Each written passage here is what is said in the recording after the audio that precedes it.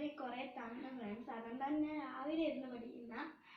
പിന്നെ എൻ്റെ favourite subject എന്ന് വെച്ചാൽ SS ആണ്. ഇതിൻ്റെ പ്രത്യേകത നിങ്ങൾക്കറിയാമോ? അനസ് ടീച്ചർക്ക് SS സബ്ജക്റ്റ് ആണ് എടുക്കുന്നത്. അപ്പോൾ എനിക്ക് അനസ് ടീച്ചറാണ് മൈ ഫേവറേറ്റ് ടീച്ചർ. പിന്നെ ക്ലാസ് ടീച്ചറും അനസ് ടീച്ചറാണ്. പിന്നെ SS എൻ്റെ ഫേവറേറ്റ് സബ്ജക്റ്റുമാണ്.